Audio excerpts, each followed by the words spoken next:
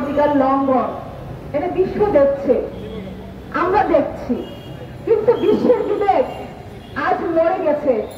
আমরা দেখছি বিভিন্ন রাষ্ট্রের বিভিন্ন জনগণ, বিভিন্ন ব্যক্তি আজকে মিছিল করছেন, বিক্ষোভ সমাবেশ করছেন। আমাদেরও আজকে এই পরিস্থিতি দেখে আমরা ব্যথিত, আমাদের হৃদয় আজকে রক্ত করা হচ্ছে, আমরাও মর্মাহত। এই জন্য আজকে আমাদের এখানে আসা। তবে আমরা জানি এই প্রতিবাদ কিচ্ছু হবে না, কোনো লাভ নেই, তাদের কানে পৌঁছাবে না। আমরা জানি আমাদের প্রতিবাদে তাদের বিমান থেকে বোমা বর্ষণ বন্ধ হবে না। আমরা জানি সেই নিষ্পাপ শিশু যাদের ক্ষত বিক্ষত বোমা জায়গাতে ছিন্ন বিচ্ছিন্ন হয়ে গেছে, সে শিশুরা আসবে না। আমরা জানি বোমা এত সে দিল্লি স্তূপে গেছে, যে নারী যে মা আছে লাশ হয়ে গেছে, সে লাশ আর ফিরে আসবে না।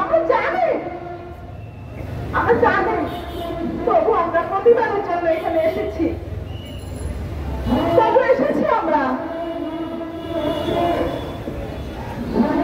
এই প্রতিবাদ সভা থেকে আমি মুসলিম ভাই বোনদেরকে বলতে চাই, আমরা গত 30টি বছর এই কথাটা বলে আসছি, আপনারা যদি আল্লাহ দেওয়া দিন রাসূল সাল্লাল্লাহু আলাইহি ওয়াসাল্লামের দেওয়া শিক্ষার উপর প্রতিষ্ঠিত না হন, ঐক্যবদ্ধ না হন, এই হানাহানি রাজনীতি বন্ধ না করেন, আপনারা যদি আল্লাহ হুকুম প্রতিষ্ঠার জন্য সংগ্রাম না করেন, এটাই বাস্তবতা, এটা হওয়ারই কথা।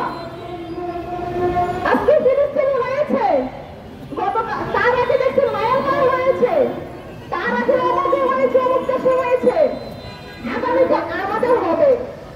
আমাদেরকে কেউ রক্ষা করবে না, আমাদের রক্ষা আমাদের করতে হবে।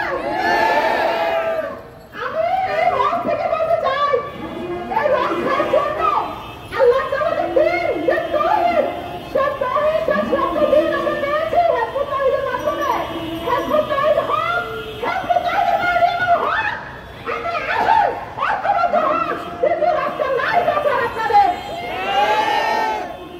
আমি এই মন থেকে তীব্র নিন্দা জানাচ্ছি, প্রতিবাদ করছি এই ফিলিস্তিনের এই শিশুদের, এই নারীদের, আমাদের মুসলিম ভাই বোনদের হত্যা বন্ধ করুন, আমরা জানাই।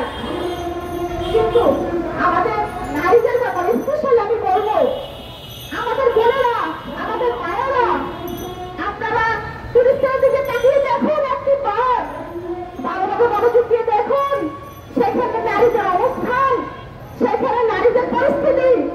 আমরা দেখেছি সেখানে পদ্মাশীল নারীরা দৌড়ে দৌড়ে উত্তপ্ত শিবিরে যাচ্ছে, তারা এই বোরকা তাদের শিশুকে রক্ষা করতে পারে নাই। আমি বোরকার বিরুদ্ধে কথা বলছি না, আপনারা ইসরায়েল নারীদেরকে দেখুন, তারা ট্যাঙ্ক চালিয়ে, তারা যুদ্ধের বিমান চালিয়ে, জঙ্গি বিমান চালিয়ে তারা এসে তোমাদেরকে হত্যা করে যাচ্ছে। তোমরা তোমাদের সন্তানকে রক্ষা করতে পারো নাই, তোমরা তোমাদের স্বামীকে রক্ষা করতে পারো নাই, তোমরা উত্তপ্ত শিবিরে যাচ্ছ, দৌড়ে দৌড়ে যাচ্ছ। এভাবে বাঁচা যাবে না।